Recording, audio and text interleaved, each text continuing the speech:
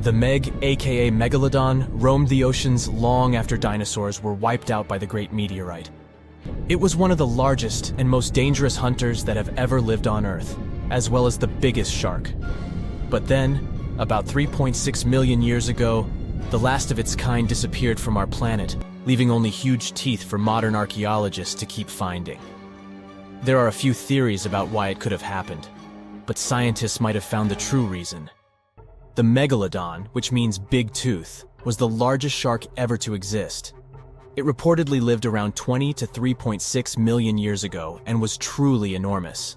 Its bite was more powerful than that of a T-Rex, and likely any other powerful predator that has ever roamed this planet. It's probably not surprising, since this marine creature had extremely strong jaws that could span from 9 to 10 feet wide. That's enough to swallow two grown-up people side by side. The jaws were also lined with 276 teeth, and they reached 7 inches in length. That's as long as a small hedgehog. Once these teeth got worn down, the shark got rid of them and grew new ones. Such large sedated teeth helped the Meg to eat meat easily. The shark itself could grow up to 59 feet long. That's twice the length of a London double-decker bus. The animal was also pretty heavy. While a fully grown T-Rex weighed about 8 tons, the weight of a large megalodon could be more than 30 tons. With no competitors, the enormous shark was the real king of the oceans. It hunted other sharks, large fish, and even whales. Then why did such a magnificent creature disappear from the face of the earth? The previous theories mentioned the great white shark. The megalodon is usually described as some gigantic version of this marine animal. And this is a common mistake made because most people think these creatures were related. But in reality, the Meg looked more like a modern bull shark. Its snout was snout, its lower jaw was rather flat, and long and massive pectoral fins supported the animal's weight. But what's more important, the ancestors of today's great whites existed at the same time as the megalodon. Now, with great size comes great clumsiness. And although the Meg was huge and powerful, it was also not as nimble as smaller and quicker great white sharks. Great whites could have rivaled a megalodon for food, and were often more successful hunters thanks to their agility. They couldn't fight the Meg openly, but were fast enough to steal its food. So according to this theory, the only food left for the megalodon were whales and equally big marine animals. Grown-up Megs could easily catch such beasts, but their offspring were much smaller and more vulnerable than their parents. Could smaller sharks have used this to their advantage? Maybe while megasharks were still little, they became a meal for great whites, as well as bull and tiger sharks. Even at those times, a great white shark could reach the length of 20 feet, while a megalodon kid was definitely smaller. But even if there had been no open confrontation between young megalodons and smaller grown-up sharks, Meg kids wouldn't have been able to find food for themselves to grow to adulthood. The reason is the same. The population of other sharks was growing, and they were rivaling each other and the Meg for convenient food. The more great whites and other sharks appeared in the oceans, the less food remained for young monster sharks. Eventually, they probably starved. But it's just one of the theories that try to explain why the Meg went extinct, and here's another one. A new study has shown that the Meg was most likely a warm-blooded predator able to regulate its body temperature, and that might have been the reason why this species disappeared with time. Scientists analyzed isotopes of the tooth enamel of the megalodon and concluded that the animal could easily maintain a body temperature that was around 13 degrees F warmer than the temperature of the surrounding water. Such a temperature difference is much greater than what other sharks living at the same time as the Meg had, and it's large enough for the ancient predator to be classified as warm-blooded. These days, most fish are cold-blooded. Their body temperature is the same as the surrounding water, but some sharks, like mackerel sharks, keep the temperature of all parts of their bodies a bit warmer than the surrounding water. But it doesn't make them completely warm-blooded because they simply store heat generated by their muscles. And in mammals, body temperature is regulated by a special region of the brain called the hypothalamus. Anyway, the Meg's warmer body allowed the animal to move faster, deal with cold water better, and spread out all over the world. But eventually, it might have led to a disaster. The megalodon lived during the Pliocene epoch, pronunciation. It began approximately 5.3 million years ago and finished 2.5 million years ago. During that period, global cooling occurred. It also caused the changes in sea level, which the megalodon probably didn't survive. The main problem for the predator was to maintain an energy level allowing its body temperature to remain elevated. But to do it, the animal had to eat a lot, and I mean it. But it was a challenging task in a time of changing marine ecosystems, and while competing with newcomers, such as the great white shark. If this theory is true, then the amount of energy the Meg had to use to remain warm could have contributed to its extinction. This new information is very important to us. It shows that many marine predators in modern oceans might be experiencing the effects of ongoing climate change too. By the way, have you heard that there have been several cases when people were sure they had seen the Meg? Or at least some similar extremely large monsters. And these sightings happened relatively recently. For example, in July 1916, the New Jersey coast of the US was terrified by a series of shark attacks. They happened during an oppressive heat wave when hundreds of beachgoers tried to find shelter from the heat near the water. People described the culprit that had caused all that havoc as a giant shark, much bigger than any regular one. Since then, scientists have been debating which shark species was involved in those accidents. The most popular guesses have been the bull shark and the great white. A picture of a huge shark roaming the Pacific Ocean not far from Guadalupe Island appeared in 1999. The creature was nicknamed Deep Blue. It could be distinguished from others by a wavy pattern separating its gray back and white belly. But even though some people claimed it could be the infamous megalodon, experts came to the conclusion it was a female white shark, the largest ever seen. The average length of a male white shark is 11 to 13 feet. Females are bigger, up to 15 or 16 feet, but Deep Blue reached more than 20 feet in length. No wonder people were confused. For the last time, Deep Blue was spotted in 2013 near the western coast of Mexico's Baja California. But look, there's another jumbo shark, and you can meet it in any part of the world. The largest specimens can reach 40 feet long and weigh about 5 or even 6 tons. Could it be, if not the megalodon itself, but one of its relatives? Again, a wrong guess. That's the basking shark. This animal prefers subpolar seas, with temperatures not higher than 58 degrees F. Even though some of these animals do migrate to warmer places. Like whale sharks, basking sharks are harmless and don't attack snorkelers or divers. These creatures have loads of small teeth, but they don't use them when feeding. Instead, they swim with their huge mouths open and swallow plankton. A grown-up basking shark can filter nearly 2,000 tons of water per hour.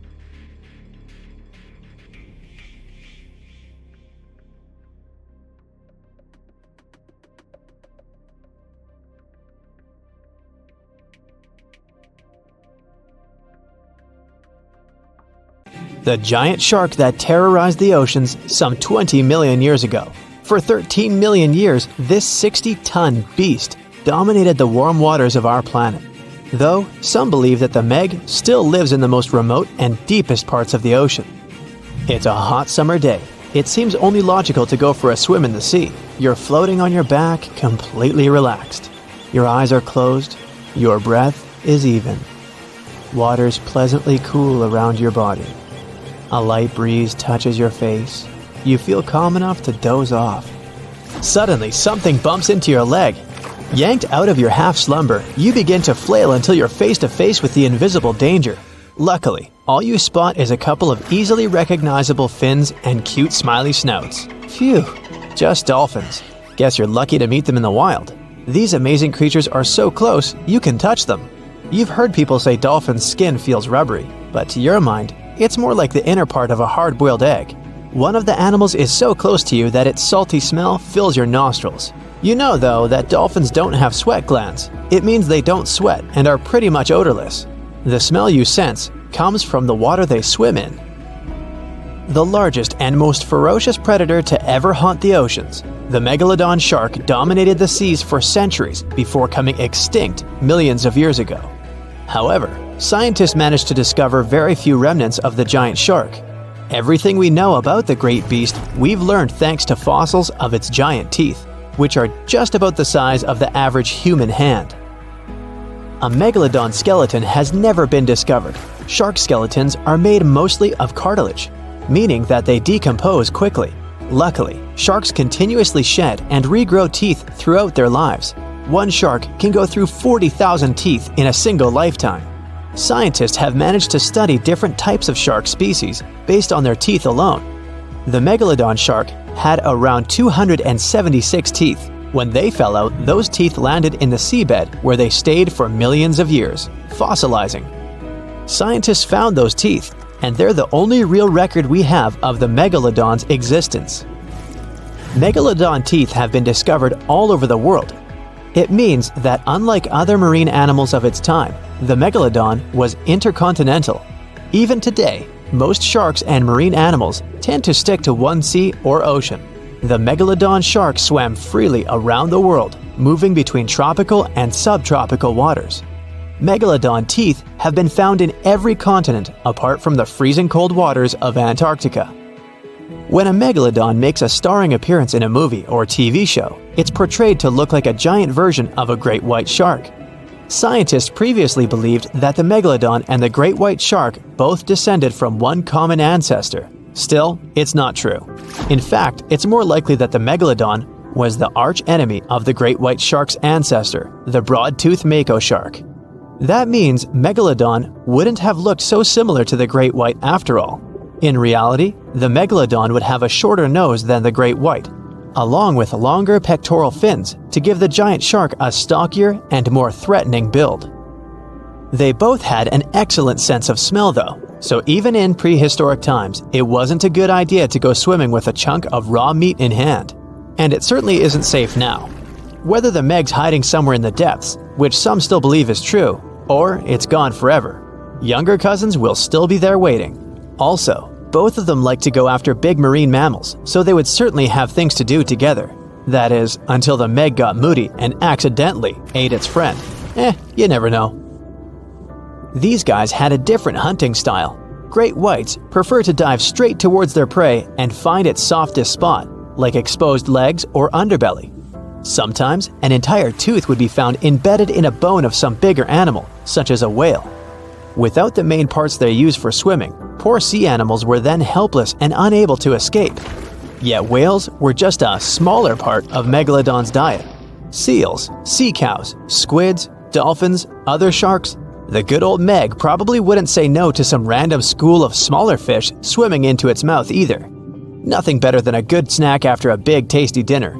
Even those giant turtles weren't safe with their thick shells. The Meg probably took them as a dare challenge on a daily basis. Scientists have used computer simulations to try and work out the hunting style of the ancient shark. Using this technology, scientists have discovered that the Megalodon's attack style was very different from that of modern-day sharks. Modern sharks dive straight for their prey's most vulnerable spot, for example, the soft underbelly of a seal. The Megalodon's teeth were uniquely suited to biting through tougher areas of cartilage. So, evidence suggests that a Megalodon would first chew the tougher fins of their prey, rendering them unable to swim away before launching into their final attack. Some people believe that the Megalodon is still alive today, lurking at the depths of the ocean's waters. But it's unlikely to be true. Megalodons are a warm water species, which means they would be unable to survive in the cold waters of the deep ocean. Most of the Megalodon's potential prey live in shallower waters, meaning there would be very little for the Megalodon to eat at deep sea level. Simply put, if there was an animal as big as the Megalodon still living today, we would have spotted it by now. It is unlikely that you'll run into a Meg though. The sharks, like us, preferred warm coastal waters. Deep ocean living would be too cold for the beasts, and food would be scarce. Their entire bodies would also have to evolve to avoid being squished by the enormous water pressure down there. It's unlikely they're still around, but not impossible. Some good news if you do run into one is that the shark is pretty unlikely to eat you. You are way too small a meal for the Megalodon, even if you have a couple of friends with you. This guy eats whales that are over 50 feet long. If you're having a beach party though, it's a different story. In a beach full of swimmers, the shark very well might creep up, scooping several humans into its giant mouth without even chewing. The fearsome name Megalodon comes from two Greek words, megas, meaning big, and odont, meaning tooth. Combined, they mean big tooth, and it certainly lives up to its name. Just one of its chompers is the same size as a human head. It had 276 humongous teeth in total, across 5 terrifying rows. In all of history, only a couple of saber-toothed cats and the T-Rex had consistently bigger teeth. Now that's a showdown I'd like to watch. The Megalodon vanished millions of years ago, leaving only huge teeth to be found by modern archaeologists. They literally disappeared with very few traces left. Scientists believe that over time, deep sea levels dropped and the ocean's temperature went down rapidly. Over a third of all marine life was wiped out as the oceans cooled and the number of animals at the bottom of the food chain plummeted. This had a catastrophic effect on the hungry predators at the top. Sorry guys. It became way too cold for these sun-loving sharks too, which made it difficult for them to reproduce since they gave birth in warm waters. The Megalodon is usually described as a sort of great white shark, but this is just a common myth. In fact, the ancestors of today's great white existed at the same time as the Meg, but they weren't best buddies and were even in competition with each other. The great white shark was a better hunter using its smaller size and agility to snap up the Meg's prey quickly. They were also known to eat Meg pups, who were only half their size. This didn't exactly help the whole extinction thing. While a great white was no match for an adult Meg in a head-to-head fight, they sure weren't scared of stealing their food. This only left the bigger fish and whales for the Meg, but its food supplies began to run out as whales swam to the cooler new seas. The whales adapted to prefer the colder temperatures, leaving our friend the Meg behind. The Megalodons either starved or were frozen into extinction by the Ice Age. Rather than a great white, the Megalodon is more like a modern bull shark. It had a short snout, a flat lower jaw, and huge pectoral fins to support its massive weight and size. As scary as they are, these sharks were actually caring family guys. Several Megalodon nursery areas have been discovered in Florida, Maryland, and Panama. They gave birth to their young in shallow water environments. We know this from discovering loads of tiny Megalodon teeth found in these areas. I wonder if they had nannies too. The water is bubbling under the fishing boat as if something is coming up out of the water. It gets closer and closer. The water seems to boil. Suddenly, you see giant jaws and glistening teeth. Seconds later, a huge shark jumps out of the water and crushes the boat in one bite. It was the Megalodon, the largest fish that ever existed on Earth. Now, we pictured the Megalodon as this, an enlarged version of the white shark for a long time. But scientists continue to argue about its appearance. So far, they agree that the image of this giant shark was wrong. Here's the data that scientists are sure of. Size, about 50 feet long. That's as big as a school bus and comparable to the length of a subway car. 8.5 times the height of an average person. Let's compare it to the modern white shark. The Megalodon is 3 times bigger, but that's just a rough estimate. We don't have a fully preserved skeleton of the Megalodon. That's because it didn't have any bones, but cartilage. Not much of that left in the 3.6 million years since the Megalodons went extinct. All that survived were teeth and a few vertebrae. By comparison, dinosaurs went extinct about 66 million years ago. But their solid bones are perfectly preserved, and we have many different examples of their skeletons. Scientists have calculated the size of a Megalodon based on its teeth and jaw. Now, this is one tooth. It's about 7 inches long, bigger than the palm of your hand, and 3 times the size of a modern white shark's teeth. The Megalodon jaw was 6 feet wide and chalked up 5 rows of teeth, a total of 276 razor-sharp chompers. The other preserved remains are the vertebral column. It consists of 150 vertebrae, each 6 inches wide. They contain much calcium because, well, Megalodon love fresh cold milk. Nah, it's because the vertebrae had to withstand the enormous mass of a giant shark. Based on those fossils, scientists created a model and calculated only the approximate size of the Megalodon. But it could hardly have been any bigger. It's all about breathing. The bigger the fish, the more oxygen it needs, which means a larger gill area. That's the organ that filters the water and collects oxygen. If the Megalodon were any larger, it would have trouble breathing. So, scientists believe that 50 feet is the maximum size of an individual. On average, they were a few feet smaller. Whew. Now, let's talk weight. On average, one Megalodon weighed about 30 to 35 tons. By comparison, a white shark weighs 1 ton, which is 30 times less. Hey, trust me. A school bus is 4 times lighter at 7.5 tons. The weight of a megalodon can be compared to an empty Boeing 737. But the modern blue whale beats the megalodon in size and weight. 98 feet long versus 50, almost twice as long. Blue whale's weight is about 180 tons. That's like 6 megalodons or 6 passenger planes, or like 33 adult elephants. Hey, don't you love the comparisons? Now, about the appearance of the megalodon. Scientists believe it didn't look like a white shark. The megalodon belongs to a different fish family and most likely looked like a giant sand tiger shark. Flattened snout, small eyes. Its dorsal fin is moved backwards. The sand shark has 2 dorsal fins about the same size. The coloration is light brown with a white belly. It may have had brown-red spots like a sand shark all over its body. We used to think of the megalodon as something scary from the first finds of its fossils. That was back in the Renaissance era. People found some teeth in the rocks. At first, these teeth were thought to be the tongues of dragons or snakes. And here's the first drawing of what the owner of these teeth supposedly looked like.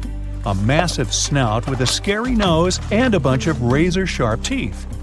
We also have the evidence that megalodons were brutal hunters, kings of the food chain. The first combat tool in their arsenal was the battering ram. The megalodon was a slow swimmer, though. It could only accelerate up to 11 miles per hour. In comparison, the modern white shark can reach 35 miles per hour in a dash for its meal. The fastest human swimmer could only go 6 miles per hour. Well, good luck with that. But the megalodon had incredible mass. Though slow, its battering ram had tremendous power. The megalodon would take its prey by surprise. It had only one chance to hit it. If it missed, it would take too long for a second round. The maneuverability of the megalodon was comparable to a large truck. But if the ram was successful, the prey was stunned and couldn't move. At this point, the megalodon aimed at vulnerable spots, like the fins and tail of the prey. Scientists have found many ancient whale remains with megalodon tooth marks. It turned out that the giant shark knew where its prey's vital organs were located and could strike at them. When the prey was immobilized, the megalodon bared its teeth. An adult person could easily fit into its open jaw at full height. And according to various estimates, the bite force of the megalodon was almost 11 tons. Now imagine the weight of 3 SUVs concentrated at the tip of a sharp tooth. That's 9 times the power of the largest white shark bite, and 6 times the power of the modern record holder for biting, the saltwater crocodile. Here, look at a map of where the remains of the megalodon were found. South and North America, Europe, Asia, Australia. It was the master of all seas and was comfortable anywhere on our planet. We've even found some remains of the giant shark in freshwater sediments. Perhaps it wasn't afraid to enter rivers to hunt. Now, other scientists say that maybe the megalodon wasn't even a predator, all because of its size. It couldn't swim fast. It couldn't even make short dashes like the white shark. If prey tried to escape, the megalodon didn't rush into pursuit because it could never catch up with it. Another problem is the skeleton of the megalodon. The cartilage is weaker than the bones, so the musculature of the giant shark was not as massive and robust in the first place. The megalodon may even have been a scavenger and never got into fights. This is one of the reasons why ancient sharks became extinct. Megalodons like shallow, warm waters, with temperatures ranging from 53 degrees Fahrenheit. But over 3 million years ago, the climate turned colder. This deprived the megalodons of territories and plenty of food. The primitive whales that had been the main diet of the giant sharks began to disappear. Faster predators took the remnants of food. The megalodon started to starve. In evolution, a new player entered the field, the toothed whales, ancestors of the modern killer whales. They lived in packs and had bigger brains than the megalodon. So, over time, they started to compete with the megalodon. They took advantage of its clumsiness. A group of killer whales could easily win a competition against a giant shark. Many scientists believe this was the reason for the disappearance of the largest shark in the world. But there are theories that the megalodon is still alive and roaming the dark waters of our planet. Several Australian fishers have allegedly encountered a shark of incredible size, but no one can confirm these testimonies. Fans of this theory believe that giant sharks can hide in deep waters away from human eyes. In the Mariana Trench, for example, it's the deepest place on our planet. It's deeper than if you stuck Mount Everest in the water, and we've even found the teeth of a megalodon there. But science says that such a giant shark couldn't live in the Mariana Trench for many reasons. One, it's too cold. The megalodon was probably a cold-blooded fish, so it had to use the warmth of its environment to survive. But the water in the Mariana Trench is cold, about 40 degrees Fahrenheit. That's because the deeper down, the less sunlight gets in there. The second reason is pressure. Every 30 feet deep increases the pressure by 1 atmosphere. That is, at the depth of 100 feet, the water presses you 3 times harder than you would feel it at the surface. The weak muscles and cartilage of the megalodon wouldn't allow it to dive too deep into the Mariana Trench. And, most importantly, food. The farther from the ocean's surface, the fewer living organisms. Megalodons used to eat primitive whales, ranging from 10 to 20 feet. Small fish only inhabit the Mariana Trench. A megalodon would never be able to catch one. And, judging by its size, all the megalodon did was eat and then look for food again. Compare its weight to that of a human. The average human should get about 2,000 calories a day with an average weight of about 180 pounds. The megalodon weighed 470 times that and needed many more calories. So, even all the fish inhabiting the Mariana Trench could hardly feed a megalodon for even a few days. So, all these theories, of course, are not true. But still, it's just smart to be careful out there. Know what I mean? Dwarf lantern shark. Sounds kind of like a superhero, huh? This is the smallest shark in the world. It's only the size of your palm, and it can glow in the dark. Well, that's a superpower. Blue-ringed octopus. The most beautiful octopus in the world. But the bright colors of animals usually indicate they're venomous. An antidote to its venom is yet to be found. Although this little guy is the size of a TV remote. Sarcastic fringehead. Though this fish is only 12 inches long, it can eat prey much larger. Its jaw can open just like a dinosaur's. The sarcastic fringehead has been known to attempt to swallow a whole octopus. Hey, can't we all just get along? Red lionfish. This beauty has an incredible appetite. It can eat fish 2/3 the size of its body, and it hides the needles on its fins, which contain a potent venom. Striped surgeonfish. It has scalpel-sharp spikes on its fins, not to perform surgery, but to hunt. And unlike a doctor, it has venom on them. Black dragonfish. This is the only fish that can produce infrared light thanks to the chlorophyll in its eyes. It lives only at a depth of 6,600 feet, and you can only reach that depth in a special submarine. Reef stonefish. This genius of camouflage usually lies on the bottom and pretends to be a rock. Tourists can often step on it, and sharp needles on its back can easily cut even through the hard sole of a boot. Viperfish. This fish, the size of your forearm, has the largest teeth in relation to its head in the world. But you're unlikely to encounter it because it lives at a depth of 13,000 feet. Lamprey. These are parasites that stick up to other creatures and live off of them. Only these guys are 10 times bigger than the average river leech. Mega piranha. The most aggressive fish in the world, the size of a Doberman dog. A pack of these guys could leave nothing of an entire cow in just a couple of minutes. Fortunately for all of us, they ceased to exist 8 million years ago. Whew! Black pacu. Pretty ordinary big fish until it opens its mouth. It has human-like teeth, and the richest black pacu even had golden dental crowns. Just kidding. Payara, the most dangerous freshwater resident. It can swallow prey half its size. Even piranhas fear this monster. Anglerfish. It has a fishing rod on its head. It's a bait that lures small fish right into the mouth of this hunter. Slender snipe eel. It's very long and flexible due to the number of vertebrae in its back. There are 750 of them. By comparison, we only have 33 to 34 vertebrae. Barracuda. Its jaw is similar to that of a great white shark, but its trademark is speed. It would beat any Olympic swimmer at 29 miles per hour. Ocean sunfish. It's a fish the size of an adult person, and it's the heaviest bony fish in the world. Although peaceful, thank goodness, they sometimes damage the bottoms of small fishing boats. Frilled shark. Its length would allow it to successfully play basketball. It hunts with the strategy of a snake. The shark bends its body and then makes a sharp dash forward, and it has 300 teeth. Plenty of frills there. The electric eel.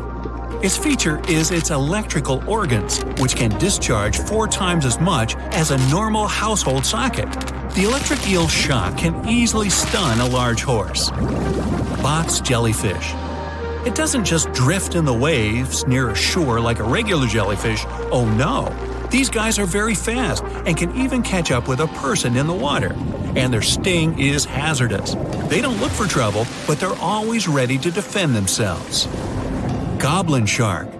Its snout ends in a long blade-like outgrowth, and its jaw could extend all the way to the end of the snout. It's one of the most terrifying sharks in the world, despite its tender pink color. Saltwater crocodile. This is the most bad-tempered crocodile on the planet, and one of the largest at 20 feet. They're not afraid of humans and only consider us as food. Hey, don't snack on me. Great white shark, the most notorious inhabitant of the oceans. Once, a great white shark pierced the bottom of a tourist yacht. The boat sank, but luckily no one was injured or eaten. Greenland shark. These are the real long livers of the marine world. They have a very slow metabolism and can live up to 300 years. For comparison, the oldest human was 122 years old. Giant oarfish. This fish is as long as a giant anaconda, and it holds the title of the largest bonefish in the world. Giant manta ray.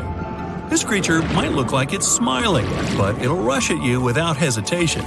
They reach up to 16 feet in diameter and have a very sharp spike with a neurotoxin. Great. Orca. They can swim at the speed of a car and are as big as a large minivan. And they're the only sea hunters that can jump out onto the coast and grab their prey there. Dunkleosteus. This guy was the size of a limousine. Although it had no teeth, it had bony plates that gave it one of the strongest bites among sea creatures. Camarasaurus. This is an ancient clam of incredible size, but 90% of its entire body was a cone shell. It was heavy, which prevented it from moving very fast. So most of the time, Camarasaurus lay motionless on the bottom, waiting for small fish to swim by. Kronosaurus. It was similar to a crocodile, only several times larger. The remains of one of them contained dinosaur bones, so Kronosaurus hunted not only in the sea, but also on land. Helicoprion. One of the few species to survive the Triassic extinction event. It did so thanks to its high intelligence and a powerful fighting tool, the circular saw-shaped jaw on its nose. Elasmosaurus. Its appearance resembles a giraffe, only twice as big. And these guys were real travelers. They swallowed small rocks to grind their food. 300 rocks from all over the world were found in the remains of one of them. Colossal squid. It weighs as much as 2 polar bears and is 5 times as long as a human. They're extremely rare, but still exist far out in the cold waters of our planet. Humpback whale. Like ordinary whales, they feed on plankton and small fish, using their mouth as a huge net. They use their giant tail to stun large schools of fish. Mosasaurus. Aren't you impressed that I can say these Latin names? No? Oh well. The Mosasaurus were as big as a subway car and were the kings of the seas 66 million years ago. Their jaw and skull were snake-like, and they could swallow their prey whole. Today, we can still find their relatives, the monitor lizards. They monitor where you go. Not really. Melville's Leviathan. Now this guy had the biggest teeth ever known. They were basically as big as half your hand, and their appearance resembled something between an orca and a sperm whale. Leadsichthys. They were bigger than a school bus, but they weren't hunters. Their large size prevented them from being fast, so they fed mostly on plankton. Megalodon.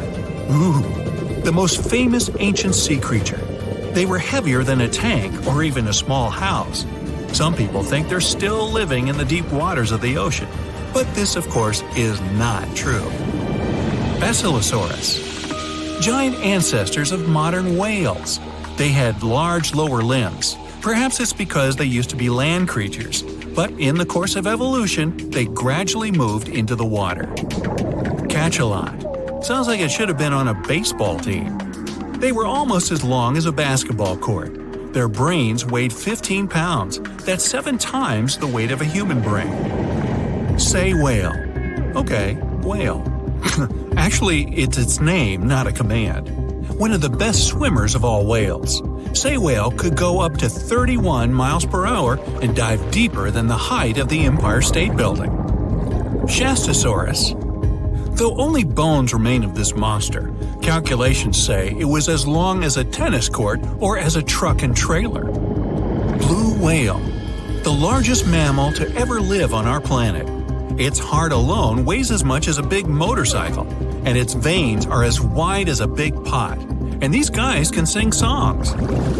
Lion's mane jellyfish. The world's largest jellyfish. It has a hat 7 feet wide and tentacles as long as a 10-story building. Although they're not dangerous at all, people can still get tangled in their incredible tentacles like in a net. Portuguese man-o'-war. Although its head is very small, just like an ordinary jellyfish, its tentacles are as long as half a soccer field. And these things are venomous. They paralyze fish and anything caught in them, even people. So, stay away, huh? The megalodon is the world's most famous ancient predator. Big, dangerous, and deadly. The meg went extinct about 3.6 million years ago. Or maybe it didn't. Some people claim to have seen the giant sharks. Others believe megalodons are hiding from us deep in the ocean, where people had never been, such as in the Mariana Trench. Also, people constantly find megalodon teeth. Some think it's because the giant sharks still exist, but are just trying to avoid attracting attention. Let's compare a human to this sea monster. In the left corner, we have an average person, 5 feet 10 inches tall and weighing 136 pounds. In the right corner, a megalodon. Average length, 34 feet. Weight, about 50 tons. So we're up against an animal the size of a school bus, which has the mass of a Boeing 737. Let's take a closer look at the megalodon. Of course, it has teeth. Each one is 7.1 inches long. These are the largest teeth of any shark species that has ever lived. The megalodon also had more teeth than any other animal, 250 teeth in 5 rows. Its jaw may have been 6.6 feet wide. You could lie inside its mouth and feel quite comfortable. Of course, only if you could forget that you were lying in the mouth of an ancient predator. If you put on an exoskeleton made of titanium, an encounter with the Meg wouldn't be so dangerous. But its jaws are still capable of damaging even something as tough as this. Doctors say prevention is more important than treatment. So what could you do to prevent a megalodon from thinking you could be its next meal? The chance of being attacked by a shark is much less if you're in a group of people. The shark understands that attacking lots of people could be dangerous. So it'll retreat peacefully. Unless it's with a group of other megalodons, of course. For the same reason, don't swim too far from the shore. A megalodon can hear the vibrations in the water if there's a large number of people on the beach. But if you're alone in deep water, there's nothing to stop it from attacking you. Also, avoid swimming in murky water. Megalodons often try to drive their prey into patches of water like this, so the shark might think you're its dinner if you end up there. Oh, and never swim at night. This is when sharks are most active. Megalodons also had an incredible sense of smell. It's often said that sharks can smell a drop of blood across the ocean. This is not a myth, it's true, though it's a little exaggerated. Sharks have a great sense of smell, and they can detect blood from 1/4 of a mile away. So before you go swimming, make sure you have no open wounds or scratches. This will not only protect you, but also other people swimming on the beach. When a megalodon picks up the smell of blood, it switches to hunting mode. From this point on, the shark probably won't be scared away by anything. Now take a look at this fishing glitter. It shines and flashes with different colors. Like other fish, a megalodon would probably pay attention to this kind of stuff. So take off all your jewelry before you go swimming. Otherwise, you might just become the human version of fishing glitter. Imagine that you're scuba diving and you're looking at a beautiful coral reef. Colorful fish are swimming all around. Then suddenly, all the reef-dwelling folks swim off or hide. Within a second, the reef is empty. This is a clear sign that a large predator has appeared somewhere nearby. And the words big predator in the aquatic world mean only one thing: a shark. So, get out of there! Here's the best way to protect yourself from a megalodon attack. It's the simplest and most obvious one, but people still ignore it. That's right, it's a sign. If you go to the beach and see a shark sign, don't even think about going in the water. They're already there, and they're just waiting for someone to dive in. But let's imagine that you've ignored all the warnings and signs and decided to go swimming. You suddenly hear people screaming from the beach. Someone spotted a giant fin poking out of the water. The fin is moving in your direction, and you need to decide what to do. So how can you protect yourself if the megalodon attacks you? First of all, stay calm. Yes, I know we're talking about a giant shark, but if you start panicking and hitting the water with your hands, it'll only attract its attention. Try to reach a boat or a group of people. Do it as calmly as possible. If you're completely alone, you could try not moving at all. Usually, sharks try to bite people. If it's a regular shark, there's a chance it won't be too serious. Once it's had a taste, the normal shark will probably decide to leave you alone. That's right, they actually don't find us very appetizing. But you won't have this kind of luck with a megalodon. Its jaws are so big that it can swallow you whole. So staying put is not an option. But if you encounter a megalodon in shallow water, you still have a chance of surviving. Because it's so enormous, the Meg has problems maneuvering, especially in this kind of water. So if it misses with its first strike, it'll have to make a second run at you, just like a pilot trying to land a plane.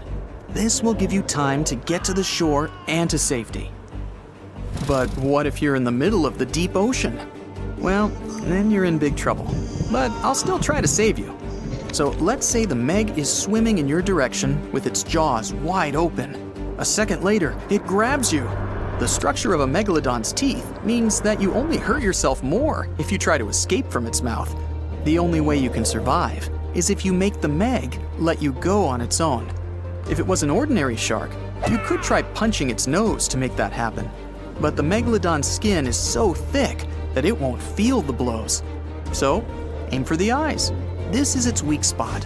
If it feels pain, it might let you go. Now, you need to get some first aid, fast. And you also deserve a medal for being the only person to survive an encounter with a megalodon. The idea of meeting one of these ginormous predators is pretty scary. But to be honest, there's no chance they still exist. All the theories that they've avoided extinction and are just hiding from us are false. First, these giant sharks loved warm water, so there's no way they could be hiding at great depths. In addition, an animal of this size needs a huge amount of food, but there's simply not enough food for them deep in the ocean. And all of those giant shark teeth that people have found can also be explained. Unlike humans, sharks keep growing new teeth throughout their lives. They lose their teeth every 2 weeks. Megalodons had the largest number of teeth ever. So now we understand why there are so many of them left at the bottom of the ocean. But this doesn't mean you shouldn't be careful. Real sharks still attack people sometimes. Last year, there were 64 cases of unprovoked attacks. By unprovoked, I mean the shark decided to bite somebody for no reason. There were also 41 cases where sharks defended themselves against fishermen or curious divers. Most accidents occur in the United States. There were 41 encounters with sharks there. 21 of them occurred along the coast of Florida. Hawaii, California, and North Carolina are also pretty busy places for sharks. Australia comes next, with 11 shark accidents last year. Surfers often run into sharks because they spend a lot of time in areas where sharks like to swim. The splashes of water from their surfboards attract the predators and make a nasty encounter more likely. Great white sharks are the most aggressive, followed by tiger sharks, although many experts say that the bull shark is the most dangerous in the world. But you shouldn't be scared of all sharks. For example, the nurse shark is totally harmless. Plus, they look super cute. Dwarf lantern shark. Sounds kind of like a superhero, huh? This is the smallest shark in the world. It's only the size of your palm, and it can glow in the dark. Well, that's a superpower. Blue-ringed octopus. The most beautiful octopus in the world. But the bright colors of animals usually indicate they're venomous.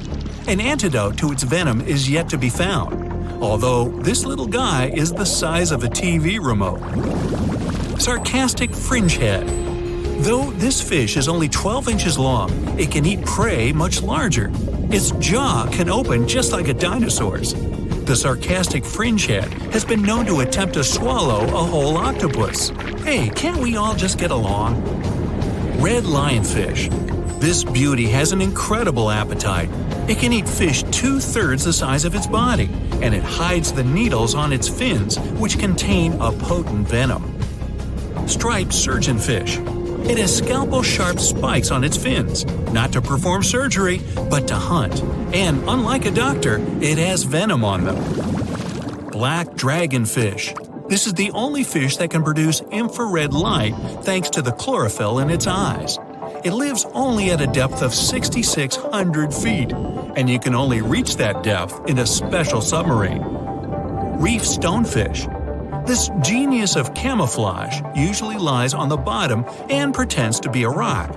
Tourists can often step on it, and sharp needles on its back can easily cut even through the hard sole of a boot. Viperfish. This fish, the size of your forearm, has the largest teeth in relation to its head in the world. But you're unlikely to encounter it because it lives at a depth of 13,000 feet. Lamprey. These are parasites that stick up to other creatures and live off of them. Only these guys are 10 times bigger than the average river leech. Mega piranha. The most aggressive fish in the world, the size of a Doberman dog. A pack of these guys could leave nothing of an entire cow in just a couple of minutes.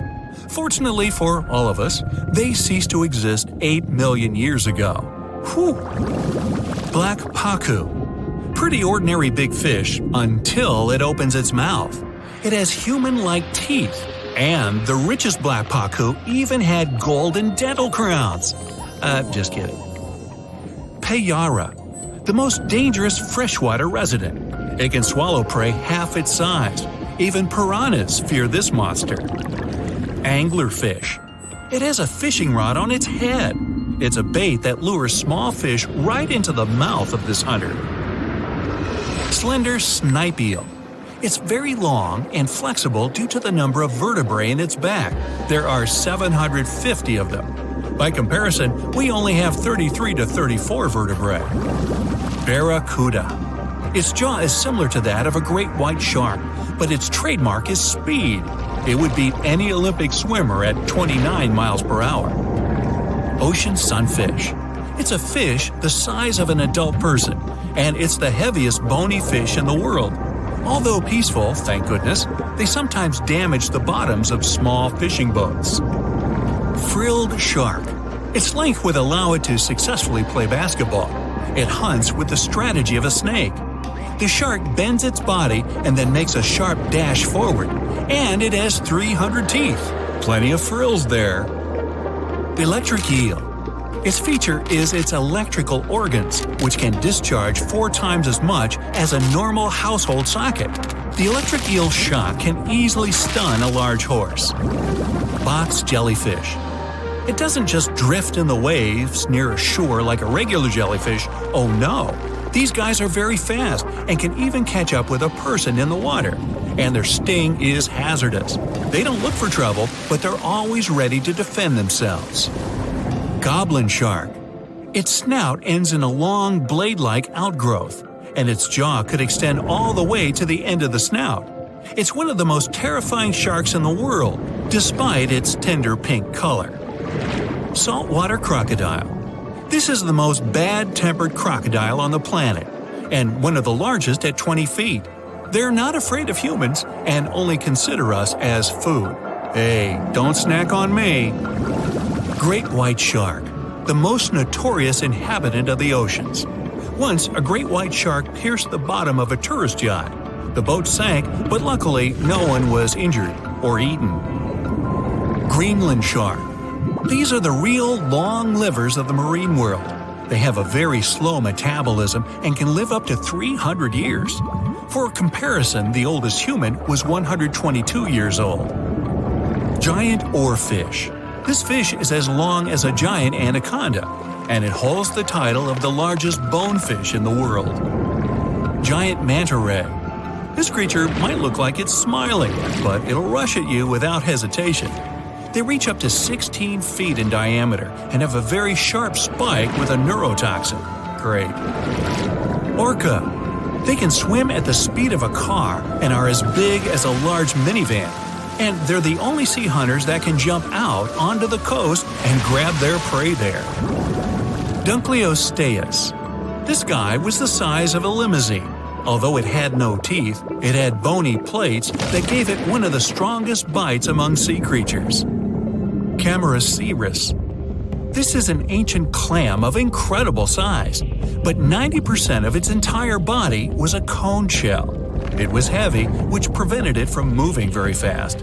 So most of the time, Camarasaurus lay motionless on the bottom, waiting for small fish to swim by. Kronosaurus. It was similar to a crocodile, only several times larger. The remains of one of them contained dinosaur bones, so Kronosaurus hunted not only in the sea, but also on land. Helicoprion. One of the few species to survive the Triassic extinction event. It did so thanks to its high intelligence and a powerful fighting tool, the circular saw-shaped jaw on its nose. Elasmosaurus. Its appearance resembles a giraffe, only twice as big. And these guys were real travelers. They swallowed small rocks to grind their food. 300 rocks from all over the world were found in the remains of one of them. Colossal squid. It weighs as much as 2 polar bears and is 5 times as long as a human. They're extremely rare, but still exist far out in the cold waters of our planet. Humpback whale. Like ordinary whales, they feed on plankton and small fish, using their mouth as a huge net. They use their giant tail to stun large schools of fish. Mosasaurus. Aren't you impressed that I can say these Latin names? No? Oh well. The Mosasaurus were as big as a subway car and were the kings of the seas 66 million years ago. Their jaw and skull were snake-like, and they could swallow their prey whole. Today, we can still find their relatives, the monitor lizards.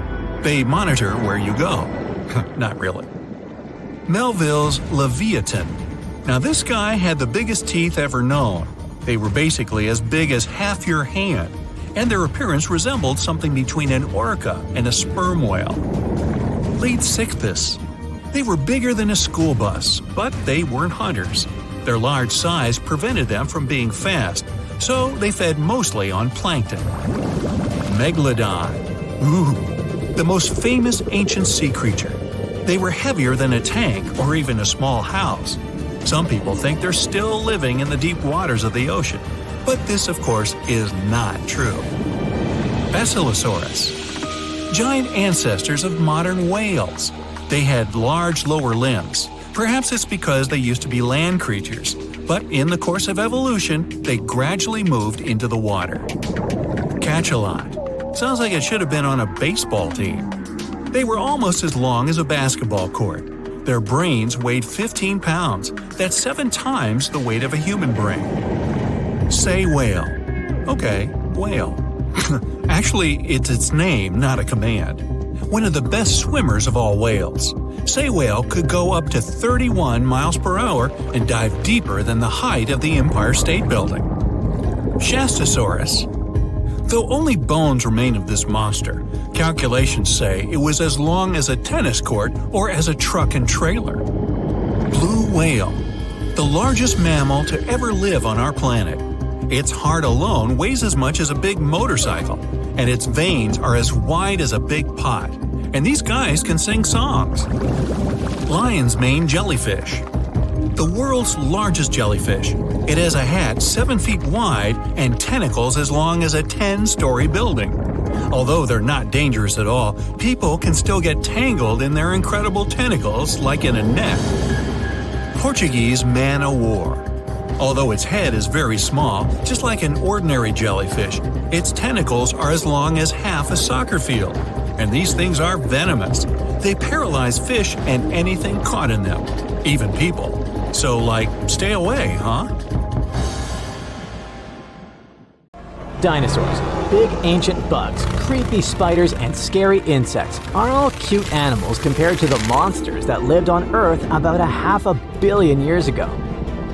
For example, here's a creature that swam in the water like a stingray and had 3 eyes. Its mouth was like a pencil sharpener. 2 long claws with forked tips like pincers protruded from its head, and its gills were somewhere in the back. This is not a thing from a sci-fi movie. This is Mosaura. Its remains are preserved in excellent condition. Let's look at it more closely and study other similar monsters. The Cambrian explosion. Remember this name. This period is also called the biological Big Bang, the time when a huge number of different living creatures began to appear in the ocean, large, small, and tiny.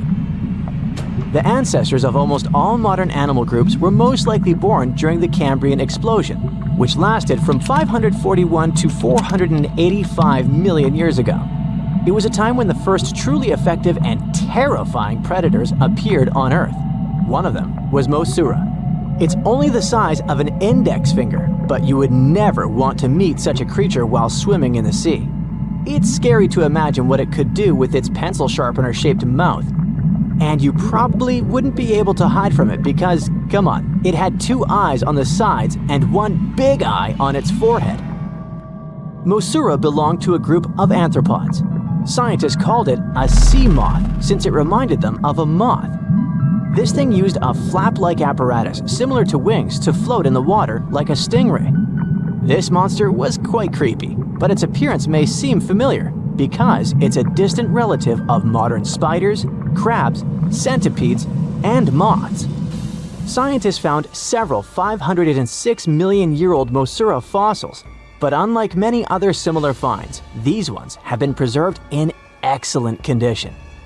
The found fossils showed sharp claws, a toothy jaw, and large gills in the tail section.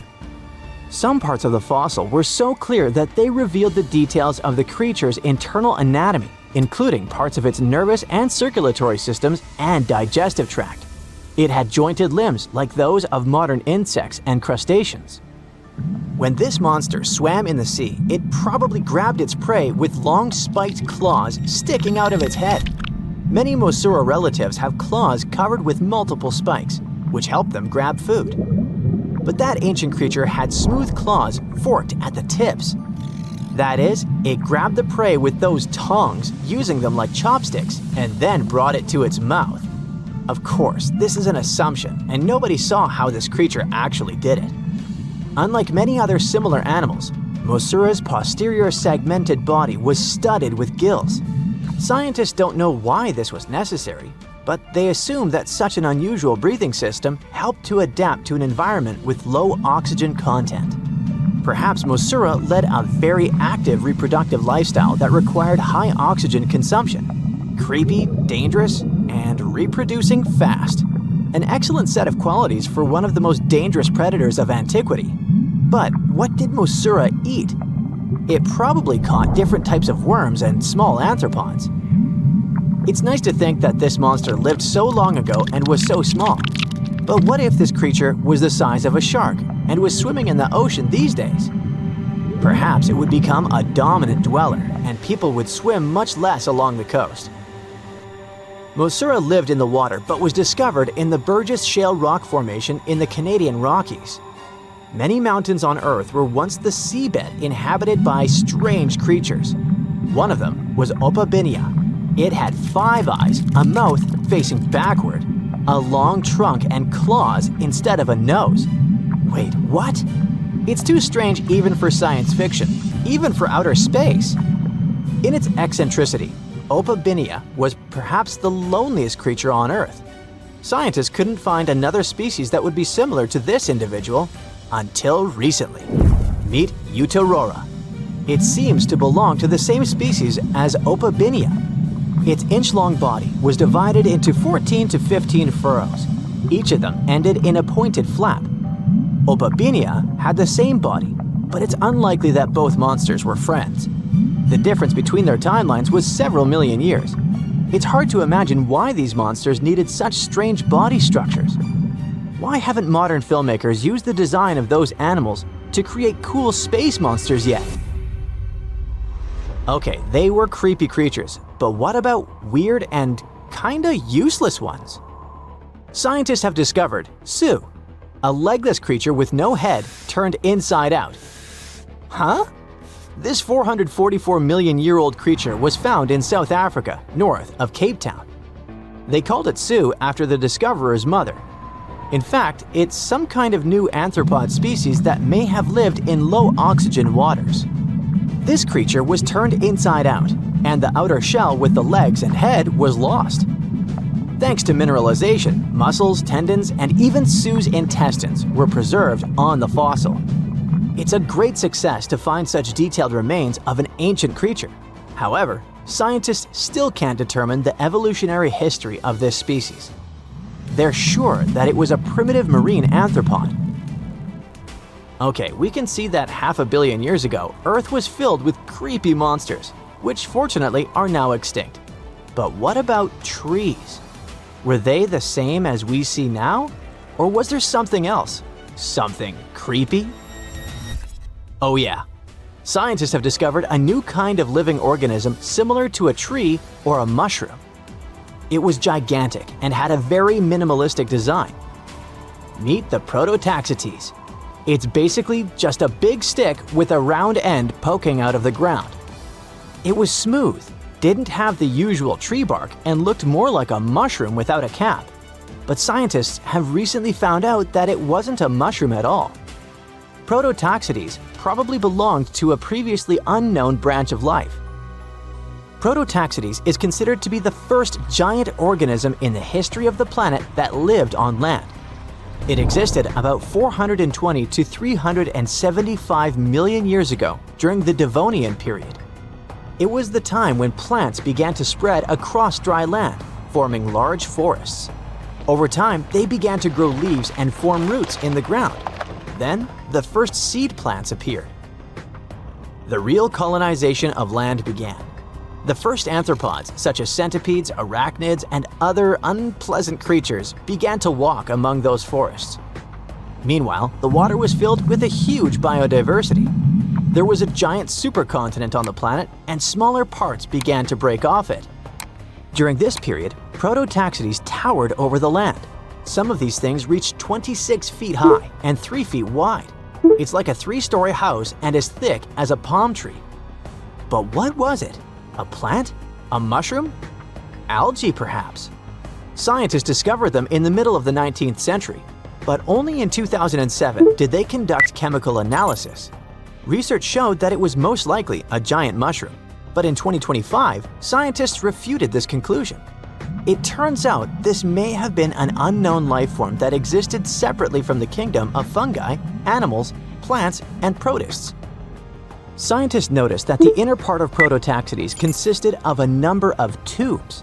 There are similar tubes inside mushrooms, but the tubes of that ancient living thing branched and joined differently.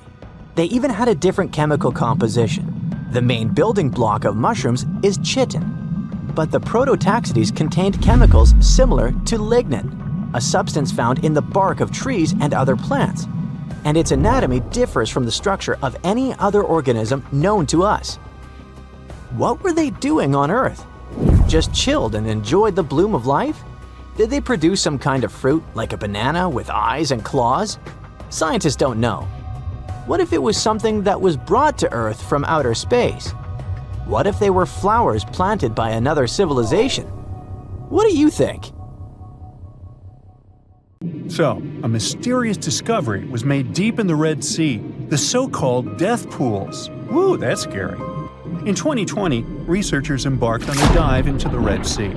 The mission spot was in the Gulf of Aqaba, between Saudi Arabia and Egypt. Near the end of their expedition, as they ventured deeper into the darkening waters, they noticed some strange seaweed floating above the seafloor. They decided to use a remotely operated vehicle and investigate it. Suddenly, they discovered these strange, motionless lakes of water within the sea. These are called brine pools. They're basically pockets of salty water deep on the ocean floor. And when I say salty, I mean it. Sometimes they're up to 8 times saltier than the ocean water itself. Mysteriously, they don't mix well with the surroundings.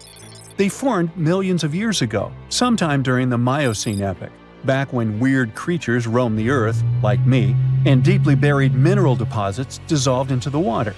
The largest pool spans about 170,000 square feet. Meanwhile, 3 smaller ones are under 107 square feet each. At first, this discovery didn't seem that scary. But here's why they're so horrifying. Not only are they disgustingly salty, they also lack oxygen. Now hold on a sec, isn't that normal for something that's underwater? Well, it turns out the Earth's waters are full of oxygen, and at least half of this element on our planet comes from the oceans. Just like plants on land, marine plants such as phytoplankton, seaweed, and algae munch on sunlight and produce oxygen through photosynthesis. They release lots of it into the surroundings. Marine life then eats half of it, so only about a quarter of the oxygen that we breathe actually comes from the oceans. Just like us, sea creatures need this element to survive. Without it, they can't breathe and support their metabolism to live. That's why these pools are super dangerous for most of them. It's like a puddle of thick syrup for bugs. When they get in, the poor things immediately suffocate and pass away. Which is why the pools are surrounded by a graveyard of marine animals. But let's see how these things can exist in the first place. Have you ever tried making ice cubes from salty water? Spoiler, it's pretty hard. When you add salt, the water gets harder than usual to freeze, a phenomenon that has a funny name, freezing point depression. Oh, that's because salt interferes with the hydrogen bonds between water molecules. As it finally freezes, stuff like particles, dirt, or dissolved salts get pushed out to the sides. As a result, the salt's kind of squeezed out of the ice crystals and gets trapped near the edges in small bubbles or pockets. Something similar happens in the ocean when seawater starts freezing under super cold polar caps. The salt doesn't freeze with the water. Instead, it gets pushed out, forming a super salty cold liquid, the brine. And then it sinks down to the ocean floor. On a large scale, all this process also helps currents to form. Despite being so dangerous, the pools are still full of microbial life, because microbes couldn't care less, they'll survive anywhere. There are literally thick mats of them in the brines. There are also some salt-loving creatures, like shrimps and eels, hovering around the pool's edges. They're being super creepy, waiting to catch unsuspecting prey that ventures too close to the toxic death pool. Ew. Well, it sounds icky, I know. But this discovery gives us some fascinating insights into how life might have originated on Earth. We already know from the evolution theory that we came from the ocean, but now scientists think that life might have begun in the deep sea in some super dark, oxygen-free places. These brine pools are like time capsules. They're one of the closest things we've found to the early Earth. They can tell us the planet's history of earthquakes, floods, tsunamis, and more. For example, they have some traces of rainfall that happened over 1,000 years ago. And they can also help us search for life on other water-rich planets. For example, Mars most likely used to have huge oceans on it. Now, NASA scientists want to send a special instrument called HABIT for a special red planet mission to study things similar to our brine pools. This will tell us more about how life appears and survives in the universe. There is lots of unexplored fascinating stuff like this in the Red Sea. That's why scientists conducted the so-called Decade Expedition and spent around 5 months exploring the place. This expedition was launched by the National Center for Wildlife. They made so many remarkable discoveries that now we've got 77 new research papers. For example, they found over 10 blue holes, incredible underwater sinkholes that host unique ecosystems. They also learned that dolphins can use those blue holes to protect their young from predators. Scientists also found traces of great white sharks, a creepy community of deep-sea lanternfish living in low oxygen conditions, and even a new coral species. It's the most resilient deep-sea corals that also vive just fine without oxygen, like microbes we mentioned. Speaking of which, research also showed us some new ancient thermal vents and large blobs of microbial formations near Farasand Island. Now, can you believe that with all that, we only explored 5% of the ocean? It's divided into several layers based on depth. Each layer becomes darker and more isolated from sunlight as we go deeper. The places that no sunlight can reach are terrifying. Now, the fun, cute layer with dolphins and turtles is called the epipelagic or sunlight zone. It's so tiny, but even this layer is about 650 feet deep. Then we have the mesopelagic or twilight zone.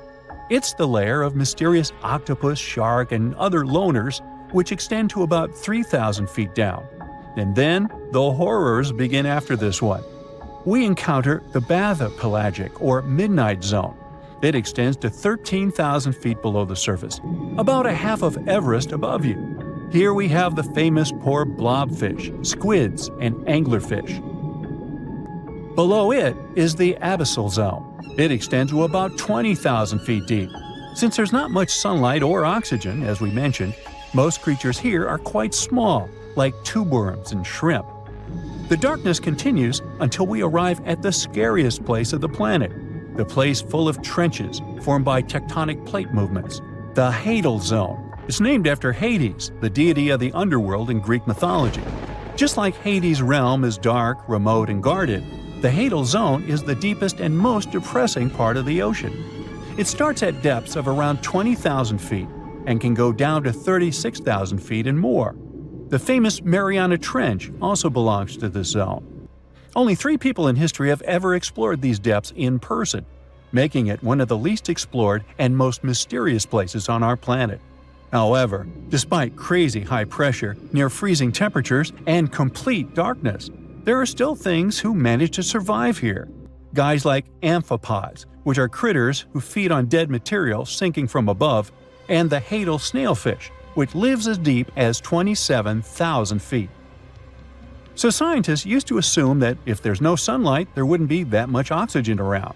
But one day, a research team decided to measure the levels of oxygen in one of those deep zones. Surprisingly, the levels were super high. They checked the equipment thinking that it was malfunctioning, but nope, all the sensors showed the same thing. Turns out the oxygen was somehow generated by rocks. These small potato-sized rocks on the seafloor are called polymetallic nodules. They're rich in metals like copper, nickel, and cobalt, and they're basically like small batteries. When you put a battery in salt water, it can produce bubbles of gas, a process called electrolysis. In the same way, these rocks create tiny electric currents, which are powerful enough to produce the same gases, splitting water molecules into hydrogen and oxygen. It's the first time we saw oxygen being produced by some non-living minerals. This is what scientists now call dark oxygen. It turned out that about half of large marine species, or megafauna, were living just on dark oxygen alone. All these discoveries are reshaping our understanding of where and how life could evolve. It means that we might be able to find life on other planets or satellites with low oxygen conditions, like Enceladus and Europa, the moons of Jupiter and Saturn, and they have large bodies of frozen water on them. Wow! From thousands of dollars worth of treasure to brand new phones and ancient cities, let's dive into the water and see what we can find. Imagine going to the river to enjoy a boat ride. Who wouldn't want to take a couple of pics to make the memories of this trip last forever? Oops, the water split. Luckily, you've taken precautions and put your gadget in a waterproof bag. But what if you drop your phone to the bottom of the lake along with this case? This is what happened to some people. A scuba diver and a YouTuber dived into a river popular with tourists and lost some of their gear worth $20,000, including new iPhones and some jewelry. Oops. You might be familiar with the image of a car getting pulled out of the water, either from the movies or TV news. Large cargo vessels sometimes sink, and trucks inside them go along. That's what happened with the Thistlegorm wreck. It sunk in 1941 in the Red Sea, and these Bedford trucks were inside. Want to see something more valuable, like treasure? A British cargo ship was carrying a heavy load of silver ingots, but the vessel sank. Treasure seekers knew there was silver on the ship. Since the 1940s, they've been looking for it. The Odyssey Marine team got lucky. They made the discovery in 2011. The treasure was more than 14,000 feet below the surface. The ship had carried more than 110 tons of silver ingots. Finders keepers. The Odyssey team kept 80% of the treasure and gave 20% to Her Majesty's Treasury. Of course, there were more items on the ship, like letters, teapots, and silk sheets. You can see them in the exhibition called Voices from the Deep at London's Postal Museum. Now how about some underwater art? Sure, here you go, Polynesian moai statues. These statues have been discovered in several areas across the world. For instance, Easter Island is full of different size statues, but many of them can also be found in Cancun, Isla Mujeres, and Punta Nizu, Mexico. Seeing full-body statues from thousands of years ago under the water would probably be a lifetime experience. Gold coins are also popular items found in shipwrecks. Many divers come across coins worth a lot of money. But there's one diver in Florida who truly hit the jackpot. In 2015, they stumbled upon nearly $1 million worth of treasure. The discovery was 51 gold coins, 40 feet of ornate gold chains, and a rare coin that was made for Philip V, the King of Spain. They were once frightening and dangerous, and they still look spooky. Yo-ho! I'm talking about pirate ships. One pirate shipwreck from the 18th century was excavated off the coast of Colombia in 2015. The treasure found there was worth between $4 and $17 billion. It contained precious stones, gold, and many other items. The next one is an underwater city. Neapolis is a city washed away by a tsunami. It was built on the coast of North Africa nearly 1,700 years ago. Divers uncovered the city's remains in 2017. Researchers have also discovered Roman columns, as well as household goods and tools. Now, let's go all the way back to 1503. Portuguese explorer Vasco da Gama was fighting a storm when he lost his ship Esmeralda. The ship was discovered in 1998, but it had to wait for more than a decade to be excavated. Researchers found navigational tools there. They didn't have as much value as Spanish gold, but they were historical treasures. Now, in Amsterdam, they fish for bikes in canals. 1/3 of working Amsterdammers cycle to work. Others use their bikes for different purposes, like exercising, going shopping, and so on. There are more bikes in Amsterdam than permanent residents. Unfortunately, many bicycles and even some cars end up in Amsterdam's canals. The fact that Amsterdam has 165 canals with a combined length of 60 miles doesn't make the authorities' job easier. Obviously, the owners don't throw their bikes into the water. Bikes can end up in the canals because of strong winds, vandalism, theft, or by accident. Every year, authorities fish up between 12,000 and 15,000 bikes. Our next one is a lost city. Heraklion was ancient Egypt's gateway to the Mediterranean. It became submerged and hidden under the sand. This city was famous. Maybe you've even heard about it. It was mentioned in the legend about Helen from Sparta and Paris from Troy. So, how was this ancient city discovered? In the early 2000s, a team of divers found a huge fragment of rock on the seabed and took it up to dry land. It turned out that it was a piece of the statue of Hapi, who was the lord of the river of ancient Egyptians. The team continued searching and found 6 other pieces. Around them, they saw temple ruins, pieces of pottery, jewelry, coins, oil lamps, and so on. Even an old copy of the New York Times. Nah, not really. Granada Underwater Sculpture Park is the world's first, what else, underwater sculpture park. Why is this park so special, besides being located in the beautiful waters of the Caribbean? You can see the park on a snorkeling or scuba diving trip. The sculptures are about 9 to 16 feet underwater. The atmosphere and the experience itself make it special. The sculptures are made from concrete and steel. Some of them weigh as much as 15 tons. They're covered with underwater creatures. The statues were put there to help protect reefs, maintain the health of the ecosystem, and restore underwater life in that area. Now, submarines are designed to go underwater, so maybe you wouldn't expect to see them on this list. But submarines do, in fact, sink. Divers have discovered many submarines. For instance, an Australian submarine was found off the coast of Papua New Guinea more than a century after it had sunk. Now here's another submerged city, but this one was left underwater on purpose. You can see the ancient ruins of Lion City in a lake in China. This lake was created in 1959 when the valley, at the base of Five Lions Mountain, was flooded to create a hydroelectric power station. The 1,400-year-old city, now ruins, got submerged by this flow and stayed this way for over 50 years. It lay untouched at the bottom of the lake until its exploration started in 2001. Divers found out that many structures, carvings, guardian lions, and arches were still preserved. Researchers mapped and documented Lion City. They also looked for a way to protect these structures from further damage. In 2011, the city was announced to be an historic relic under protection.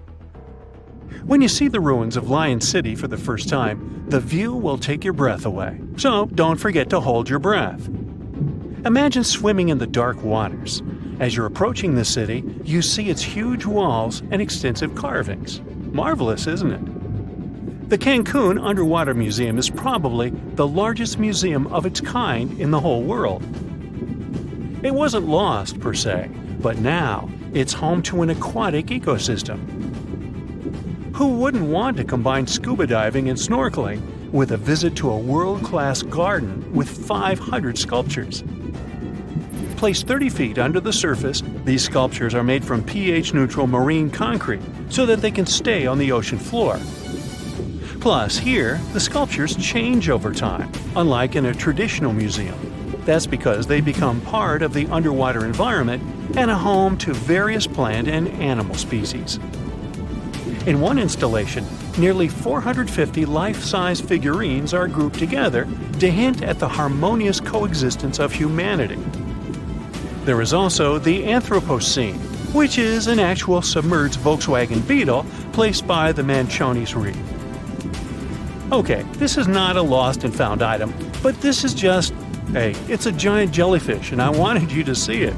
This creature is known as the lion's mane jellyfish, and it's the largest known species of jellyfish. So, I'm happy now. And have you ever discovered anything underwater?